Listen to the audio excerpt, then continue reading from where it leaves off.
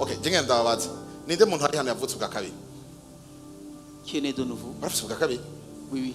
Barafutse bwa kabiri? Tu es né de nouveau. Barafutse bwa kabiri? Vous êtes né de nouveau. Barafutse bwa kabiri mwese?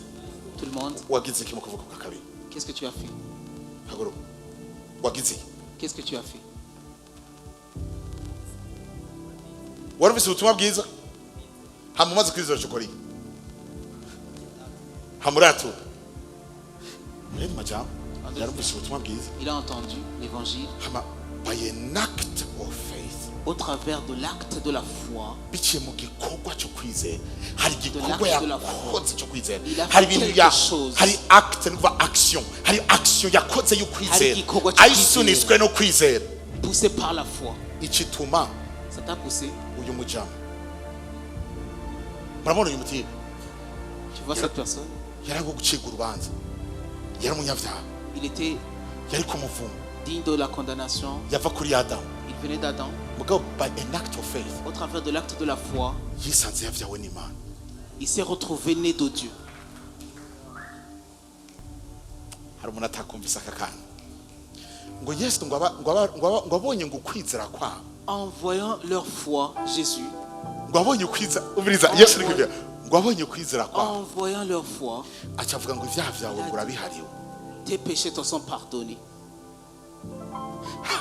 Abonye kwizera kwabo. En voyant, Kwizera kwabo. leur foi. Nakumwe bari bagishobora gucibwa urubanza. ils ne pouvaient kubera plus être kwizera kwabo. condamnés parce qu'ils avaient eu la foi. Acabwira wa mutipe ngo haguruka Il a dit, lève-toi ugende. et marche. Muri urya mwanya yuzuka kibaza Yesu. Si tu venais à cette époque-là, Ati Yesu ugize iki? qu'est-ce que tu as fait, Jésus? Yesu ari guca kubwira Jésus allait dire, kwizera kurya mugabo la foi de cette personne kuramukijije. vient de le guérir. Yesu acabwira atoya Non, non, ni wowe umukijije. c'est toi qui l'as guéri. Atoya si genda Non, non, c'est mukijije. pas moi qui l'ai guéri. Ahubwo we Lui-même, yakiriye gukira kwari gusanzwe kuhari il a reçu la guérison qui était déjà disponible kubwo kwizera. à cause de la foi Aya hari umuntu atakumvisa akanya. qu'il a eu en lui. Hari umuntu akumvisa akanya. Y a-t-il quelqu'un qui a entendu ce que j'ai dit? Urabona ubonye amaraso ukabona Lorsque tu vois n'umuntu le sang et le pain, umigani ibintu biri simple. on dit que c'est simple. Muga urazi ko ushobora kwica umurozi unyoye Saint-Seine. Tu peux tuer un sorcier en buvant juste la Sainte Seine. Ubiriza ukayinywera muhira. Cyangwa ukinywera ngaha mu makoraniro. Tu le bois ici. Umurozi ukaba wagiye kumugarika. Tu viens de tuer le sorcier. Kubera iki? It's Pourquoi? an act of faith. Ni igikorwa cyo kwizera. Niyo mpamvu. Thank you. Now imagine uyu mugabo yitwa Enoch. Cet homme, Shirira hari sinzi ibintu yakoze. je ne sais pas ce qu'il a fait. Hari akantu yakoze. Il a fait quelque An chose. act of faith. Igikorwa cyo kwizera. Acha simba urupfu. Il a sauté la mort.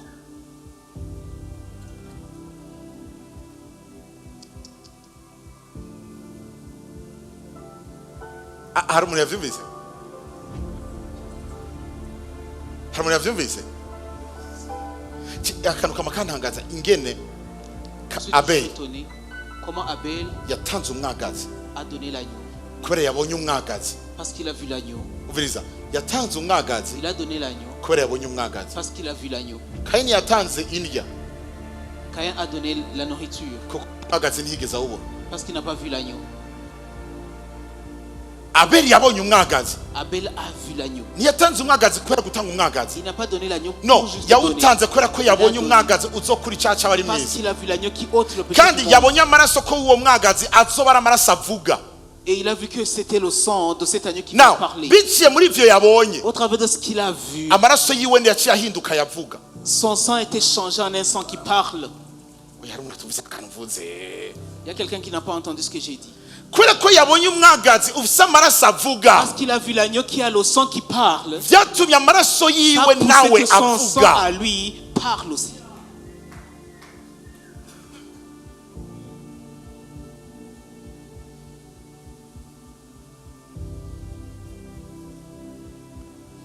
Okay. Urabona nk'ubu abantu benshi abakizwa benshi Beaucoup de chrétiens turasenga tutabona. ont pris sans voir. ariko byari bikwiye ko umwanya wose utanguye gusenga ubwo utanguye kubona. À chaque fois, normalement, que tu commences à prier, tu devrais commencer à voir. Yes. Ushaka kubaza nabwiye abantu benshi amasengesho menshi nayingorane nayubwoba. Beaucoup de prières sont poussées par la peur. iyi accident ndayirukanye. Je chasse ces sinzi ko mvuga ikintu mvuze ngo iyi accident ndayirukanye. accident, Mu yandi tu dois le majambo chasser. En d'autres uri termes, kurayibona. tu le vois.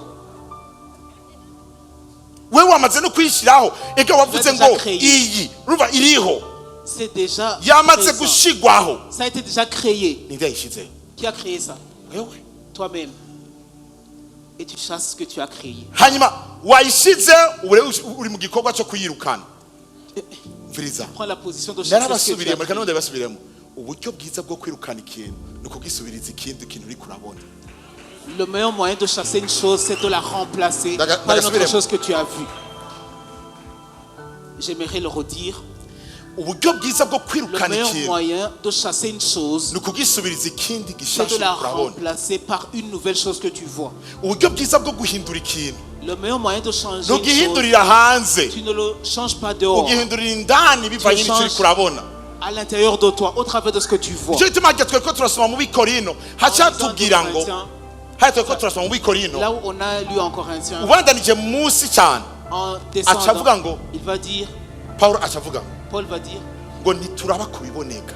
on ne voit pas, on ne regarde pas au visible. Okay. Dusome kuri 17. Hey.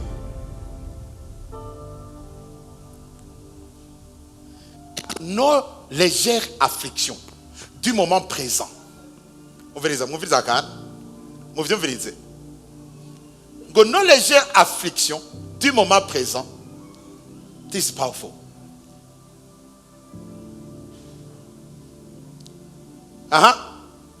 Produisent pour nous, au-delà de toute mesure, un poids éternel de gloire. Ndagisome neza. Urashaka kuduhereza mu Kirundi gato. Mu Kirundi babisome mu Kirundi. Agura ivyo mu Kirundi. Praise God. Ngo kuko amarushwa yacu ahwahutse. Bagaho amarushwa kuva ryarahuka. Depuis quand les afflictions deviennent légères? Murashaka kwimvira Paulo araja kubwira ngo amarushwa yacu ngo arahwahutse. Nos afflictions sont légères. These hard times are small potatoes. Jesus, uriseka ko ivyo bintu somya ari ivyo? Oya, nivyo. Subiramo. These hard times are small potatoes. Iki gihe kigoye Aha. ni ibiraya byoroshe. Ni nk'ibiraya vyoroshe. Byoroshe bito. Ego. Akaraya gato urabona uragatora ugatamira gutya. Tu prends et tu manges. Jenga ndabaze. Uyu mugabo Paulo ngakubwira avuga ibintu. Pour dire ça, Ni iki cyabitumye? qu'est-ce qu'il a poussé? Chatoni cyabitumye. Uvuga ngo small potatoes compared to the coming good times. Ugereranije n'ibihe byiza biriko biraza, The lavish celebration prepared for us. uguserebura kwateguwe ku bwacu. Ngo umusesekara wo guserebra kwateguwe ku bwacu. Now, since murabona uyu mugabo ari mu bihe bigoye, mugabo wewe ariko abona ibihe byiza. Il voit de bons moments, malgré qu'il est dans des afflictions. Écoutez, ndabasavye ntimuvyumve nk'idini vya bindi ngo nguruma ngo Ne l'entendez pas comme la religion. rorera bigira sivyo ndiko ndavuga. C'est pas No, ce no. que je dis. Andiko ndabereka Ce que je vous montre, ama spiritual principles, ibintu les vy'imwemu principes ingene spirituels, bikora. Ndiko ndabereka ibintu comment ça vy'ifunguruzo. fonctionne, les clés. Ndiko ndabereka ingene Je vous montre wugurura amaserire y'ibintu yo guhindura ibintu. comment tu ouvres les serrures pour changer les choses. igena ibihe bigoye biza mu buzima bwacu tubihindura ugasanga ejo ni heza cyane gusumba Comment tu hahise. changes les mauvais moments pour demain qui sera un temps glorieux. Izi ni imfunguruzo Ce zikora sont mu les bwami clés qui fonctionnent dans le royaume. ariko arazidusigurira. Il va nous expliquer. Ari mu bihe bigoye Il est dans dos ariko ukabona moments wewe ibihe difficiles, byiza. mais il voit de moments glorieux. Acabere ngo ibi bihe bigoye biriko C'est birantegurira. Ça me Nivyo nyene prépare. biriko birantegurira. Ce sont ces moments qui me préparent. Nivyo nyene biriko birantegurira biranyubakira ibihe Ça byiza biri imbere. me construit de moments glorieux devant moi. Turabe verse kurikira acavuga ngo ingena bikora rero. Agafunguruzo mukakire ndabasavye mu gace ki. Agira tubwire ingena bikora. Ibi nukuntu abikora we. Il va nous montrer comment il fait les choses. Oh my God.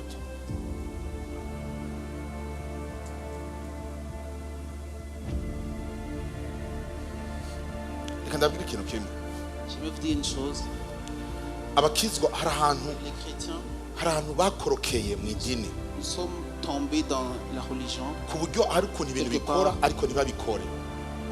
Il y a des choses qui fonctionnent, mais on ne le fait pas.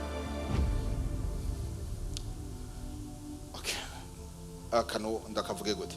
Comment dire cette chose? Ndawe akakano ko kubona ndiko ndavuga sivyo. Cette chose de voir dont je parle,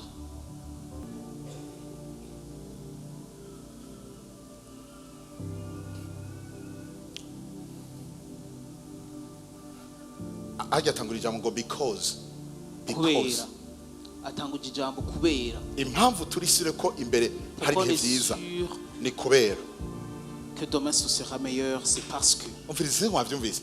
Impamvu la raison pour laquelle tuzi ko ejo bizoba ari nous byiza voyons que demain ce sera glorieux, ni kubera c'est parce que uno munsi hari ikintu turiko turakora. il y a quelque chose qu'on fait. Because we don't focus Et de Shira, our attention on what is seen. dushira ivyiyumviro vyacu vyose canke ibintu vyose vyacu bitugize ku bintu tubona, Ibintu tubona biri specific ariko ku aravuga. bintu biboneka. Ivyo biboneka biri specific. Ingorane zihari uno Ce sont les munsi. problèmes qu'on voit aujourd'hui. Amakrize. Les crises. Haruna. Jewe ari kintu nizera. Je crois quelque chose, moi. Nizera. Je crois. Hariho level Il y a un niveau yo kubona. de voir. Maze surinya akakantu. Mwisi imwe mu ntadini riri. Dans le monde de l'esprit, il n'y a pas de religion. Souligne d'abord Mwisi ça. imwe mu ntabakatolika bari. Il n'y a pas de catholique dans le monde de l'esprit. Abakizwa babayo. Il n'y a pas de chrétien. Ivyo vyaba, abapanekoti, titre là. Mwisi imwe mu ntabiriyo. Mwisi Ça imwe mu n'existe pas dans le monde spirituel. habiriyo. Il n'y en a pas dans le monde spirituel. Mwisi imwe mu hadiringa ubushobozi. Dans le monde spirituel, il y a la puissance simplement. N'ubushobozi. C'est la puissance.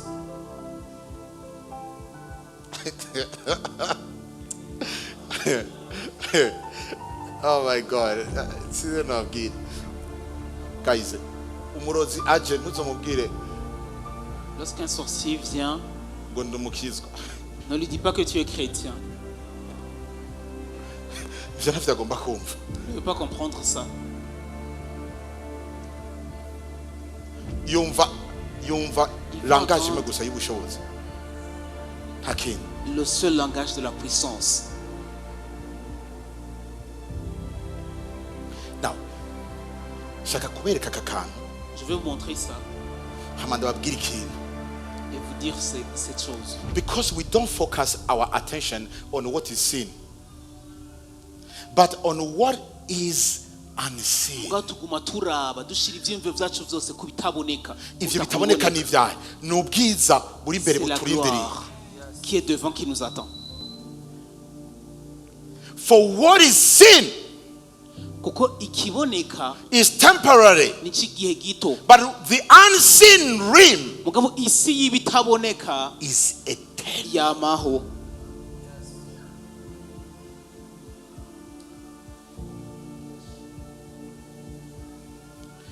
Abantu aka kantu baba bakazi woraba iyo ngorane imbere yawe ugacibwira ati oh ko namaze kukubona urarengana. Si tu savais cette chose, tu allais dire à ton problème, Vu que je t'ai déjà vu, t'es passagère. Oui, Tu vas passer. irarengana. Tu vas passer. Mugabo, Mais ivyo utarabona mu buryo bw'ibigaragara. ce que tu n'as Ariko pas encore vu urabona dans le monde physique, il y a des choses que tu vois. nivyo bihe bidashira. New Living C'est éternel. Translation iravuga ngo, Aha. so we don't look at the troubles we can see now, Ntitubona, ntituraba On ne regarde pas ku ngorane dushobora sur kubona les uno munsi troubles n'amaso qu'on peut yacu. voir aujourd'hui Aha. avec nos yeux. we fix our gaze We on fix. things that cannot be seen. Murashaka aka kantu kitwa to gaze. Murakumva bisigura Ça veut dire kuba focalize, kudatakaza attention n'umwanya n'umwe. Ibyo mungu wanje igicongereza afise maîtrise mu cyongereza akora mu chezo. Praise God. Kudatakaza focus ne pas perdre ku la kantu focalisation sur na une kamwe. chose. Une seule chose. Aha. For the things we see now Aha. Ibintu will tubona ubu soon be gone, bizogenda Ivyo tubona uno munsi ngo ejo bizaba vyagiye. ego. but the things we cannot see Mais les choses qu'on ne Ariko ivyo voit pas tutabona will last forever. vont bizokora. rester éternellement. Now, munyemerere muri Spirit Garden twiga ifunguro. Ntituriko twiga idini, tuko On ne twiga va pas ubuzima. apprendre la religion, mais la vie. Ubuzima. La vie. Haramuna turi kumwe On est ensemble. cadabareka mu mwanya gusa juste ndakabaha kakana. J'aimerais vous donner cette Mubinyemerere. chose. Praise God. Praise God. Alléluia. Aka kantu ko kubona Cette chose de voir, urabona ko hari ukuntu nagiye gusigura cyane ibi nubwo nari kumvuga abamarayika muze murayifatanya indani. Praise God. sachez ça. Aka kantu ko kubona Cette chose de voir, kari tellement puissant c'est tellement puissant ku buryo hamwe ibi bintu mwobimenya, jusqu'à ce que même si tu, hamwe mwobimenya le jour où tu sauras ces choses, woba uhawe kuganza. tu reçois la dominion. Je vous dis franchement, icyo utabona Ce que tu ne vois pas, ntigikwafekita. ça ne t'affecte pas. Sindi kuvuga n'amaso yawe aboneka, no no no Non pas avec tes yeux physiques, no, reka ndabizane muri sense n'amaso yawe mu vyiyumviro vyawe. avec les yeux de ta pensée. Ivyo utabona Ce que tu ne vois pas, ntibigushikako ça ne t'arrive pas. ku buryo na mpwemu yera Jusqu'à ce que même le Saint-Esprit, udashobora kumwakira tu ne peux pas le recevoir igihe utamubona. si tu ne le vois pas.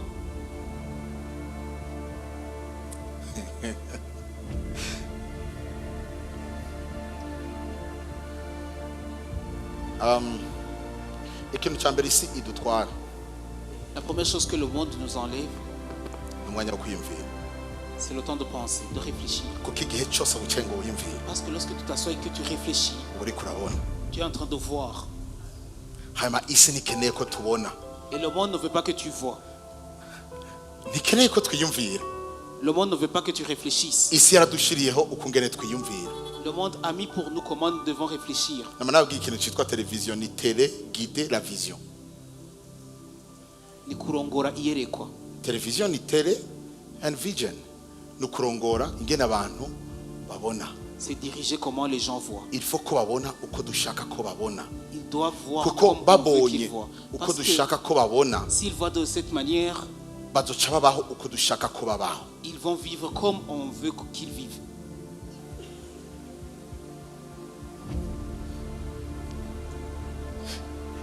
Abantu gushika uno munsi biyumvira ngo Imana iri mu bintu byo kurondera ko abantu b'abantu bitwa bakizwa bari bizarre. No no no, Imana iri kirondera ingene dukoloniza mu kutwereka yo ingene imeze n'ingene yiyumvira kugira tuduga Dieu est hiri en train de- duce tumera nkayo. De nous coloniser pour nous montrer comment il est, pour monter et être comme il est.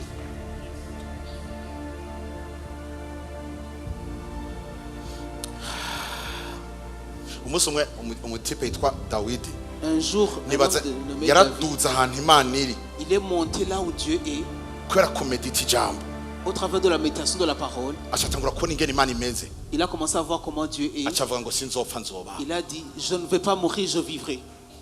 bibiri kivuga ngo muzo hasome neza ngo Dawidi ngo ahaza imyaka yo kubaho. Lorsqu'il s'est Urashaka rassasié kubaza de uyu jour, mutipe David, kwera ijambo kwera kungene yasigaye abona Comment kuyo il a ingene commencé à yasigaye abona kadashobora gupfa ariko arubaho. qu'il ne peut pas Yabona mourir. ubuzima gusa. Il voyait simplement la vie. Uyu mutipe Il vit simplement. yarabayeho Il a vécu. arabaho Il a vécu. arabaho Il a vécu gushika abwira Imana ati Imana ndahaze jusqu'à ce qu'il dise à Dieu, je suis rassasié. ndahaze kubaho.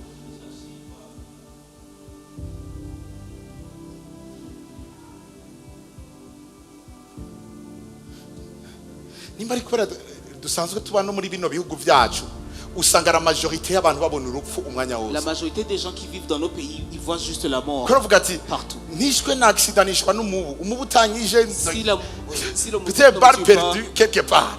balle perdue, Canke des nduze barantegera you ou bien ils doivent urumva entendre des hari embuscades. ukuntu Il y a une manière de trouver la mort. mugabo jewe ndatangara Mais moi, je suis étonné. ukungene tubona Comment on voit? birashobora gutuma naho wategerewe n'ikambi y'abantu Ça peut pousser que même si ugaca mu karengane un kubera camp ukungene t'attend, ubona tu peux passer au travers. Ça dépend de comment tu vois. vuga ati mbona ubuzima Dis, je vois la vie. vuga ati ku nzira zanje Sur mes mbona voies, ubuzima je vois la vie. vuga ati mbona umuco Je vois la vuga ati naho lumière. noca mu gitutu c'urupfu sinzogira ico Même si ntinya je passe par l'ombre de la mort, kubera uhora ari kumwe nanje. rien ne doit Yes. m'arriver parce que le Seigneur est avec moi. Yes